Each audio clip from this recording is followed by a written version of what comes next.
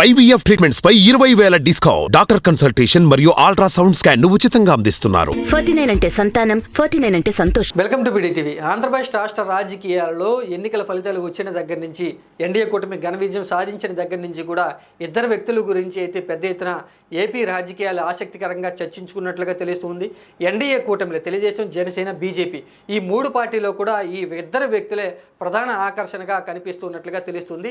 భవిష్యత్తులో ఏపీ రాజకీయాలు ఎన్డీఏ కూటమి అధికారంలో ఉన్నప్పుడు వీరిద్దరే పాత్ర అనేది కీలకంగా ఉండబోతూ ఉంది. కాబట్టి ప్రస్తుతం పవన్ కళ్యాణ్, నారా లోకేష్ అయితే ఏపీ రాజకీయ వర్గాల్లో ఒక చర్చనీయాంశంగా ప్రత్యేక ఆకర్షణగా నిలిచారని చెప్పుకోవచ్చు. ముందుగా జనసేన పార్టీ అధినేత పవన్ కళ్యాణ్ విషయానికి వస్తే ఈయన పోటీ చేసినటువంటి ఎన్నికల్లో 21కి 21 స్థానాలు గెలుచుకుని 100% విన్నింగ్ పర్సెంటేజ్ అని కేంద్ర స్థాయిలో కూడా మోడీ నుంచి ప్రశంసలు అయితే రావడం జరిగింది.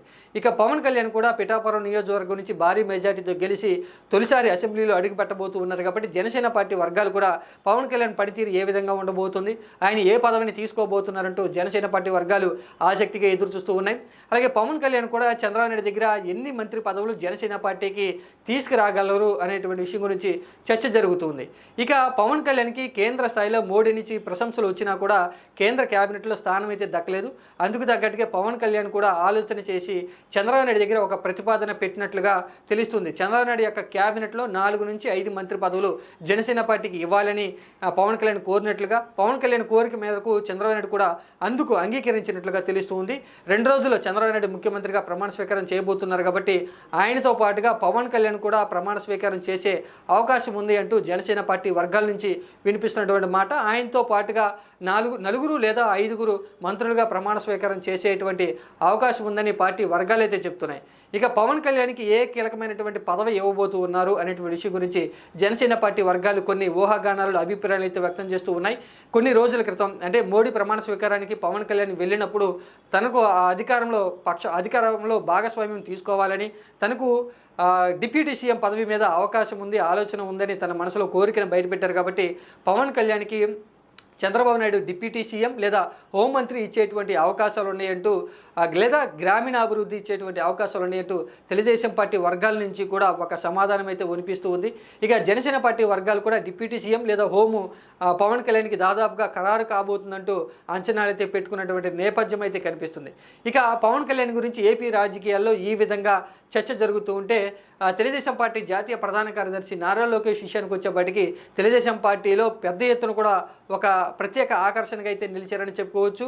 ప్రతిపక్షంలో ఉన్నప్పుడు పాదయాత్ర చేసి తెలుగుదేశం పార్టీ అధికారంలో రావడానికి తెలుగుదేశం, జనసేన, బీజేపీ 3 పార్టీలు సంయుక్తంగా కలిసి పనిచేయడానికి నారా లోకేష్ పాత్ర చాలా కీలకంగా ఉంది. కాబట్టి ప్రస్తుతం తెలుగుదేశం పార్టీలో నారా లోకేష్ అయితే ఒక కీలకమైనటువంటి వ్యక్తిగా ఎదిగారని చెప్పుకోవచ్చు. నారా చంద్రనాయుడు తర్వాత నారా లోకేష్ పేరే తెలుగుదేశం పార్టీలో పెద్ద ఎత్తున కూడా వినిపిస్తుంది. ఇప్పుడు మంగళగిరిలో నారా లోకేష్ భారీ మెజార్టీతో గెలిచి తొలిసారి అసెంబ్లీలో అడుగు పెట్టబోతూ ఉన్నారు. కాబట్టి నారా లోకేష్ నారా లోకేష్ యొక్క పాత్ర చంద్రబాబు యొక్క మంత్రివర్గంలో ఏ విధంగా ఉండబోతుంది, ఏ పదవిని తీసుకోబోతున్నారు నారా లోకేష్ అంటూ తెలుగుదేశం పార్టీ వర్గాలు కూడా ఆసక్తిగా ఎదురు చూస్తూ ఉన్నాయి.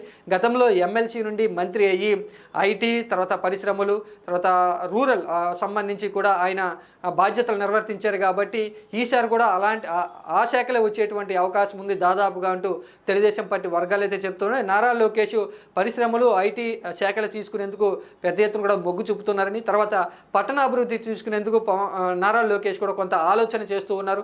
ఎందుకంటే అమరావతి పరిధిలోకి పట్టణాభివృద్ధి వస్తుంది. కాబట్టి అక్కడ గతంలో పట్టణాభివృద్ధి మంత్రిగా పనిచేసినటువంటి నారాయణకి ఇవ్వాలా, నారా లోకేష్ తీసుకోవాలని కొంత ఆలోచన చేస్తున్నట్లుగా తెలుస్తుంది. పట్టణాభివృద్ధి ఐటీ లేదా పరిశ్రమలు దాదాపుగా ఈ 2 శాఖలు నారా లోకేష్ తీసుకోబోతూ ఉన్నట్లుగా చంద్రబాబు నాయుడు కూడా అందుకు సూత్రప్రాయంగా అంగీకారం తెలిపారంటూ తెలుగుదేశం పార్టీ వర్గాలనైతే వస్తున్నటువంటి మాట. ప్రస్తుతం నారా చంద్రనాయుడు గారు 12వ తారీఖున ముఖ్యమంత్రిగా ప్రమాణ స్వీకారం అయితే చేయబోతున్నారు. ఆయనతో పాటుగా మరికొంతమంది మంత్రులు కూడా దాదాపుగా ప్రమాణ స్వీకారం చేసేటువంటి అవకాశం ఉంది. కాబట్టి ఇప్పటికే చంద్రబాబు నాయుడు మంత్రివర్గ కూర్పు గురించి పూర్తి స్థాయిలో కసరత్తులు చేసి సామాజిక సమీకరణాలు, ప్రాంతాల వారీగా, సీనియారిటీల వారీగా మంత్రుల జాబితాను ఇప్పటికే రెడీ చేశారని, అలాగే పవన్ కళ్యాణ్ చేసినటువంటి ప్రతిపాదనలన్నింటిని కూడా చంద్రబాబు నాయుడు పరిగణలోకి తీసుకుని జనసేన పార్టీకి 4 నుంచి 5 మంత్రి పదవులు, అలాగే జనసేన పార్టీ అధినేత పవన్ కళ్యాణ్కి కూడా ఒక కీలకమైనటువంటి పదవిని ఇవ్వబోతూ ఉన్నారని, అలాగే నారా లోకేష్ కూడా గతంలో పనిచేసినటువంటి అనుభవం ఉంది కాబట్టి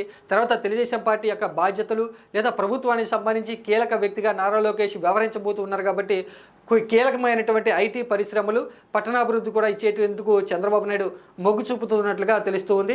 ప్రస్తుతం ఎన్డీఏ కూటమి అధికారంలోకి వచ్చిన దగ్గర నుంచి కూడా ఏపీ రాజకీయాల్లో జనసేన పార్టీ అధినేత పవన్ కళ్యాణ్ గురించి ఒక ప్రత్యేక ఆకర్షణగా నిలిచారు. ఇక తెలుగుదేశం పార్టీలో లేదా ఎన్డీఏ కూటమి ప్రభుత్వంలో నారా లోకేష్ కూడా ప్రత్యేక ఆకర్షణగా నిలిచారు అని చెప్పుకోవచ్చు. ప్రస్తుతం ఏపీ రాజకీయాలు కూడా వీరిద్దరు గురించే పెద్ద ఎత్తున కూడా ఆసక్తిగా చర్చించుకుంటున్నాయి. వీరిద్దరు పనితీరు ఏ విధంగా ఉండబోతుంది, వీరిద్దరు ఏ శాఖలు తీసుకోబోతున్నారంటూ అందరూ కూడా ఆసక్తిగా ఎదురు చూస్తున్నటువంటి నేపథ్యంలో 2 రోజుల్లో చంద్రబాబు నాయుడు వీరికి సంబంధించి ఏ పదవిని ఇవ్వాలి అనేటువంటి విషయం గురించి ఒక క్లారిటీ అనేది ఇచ్చే అవకాశం అయితే కనిపిస్తుంది.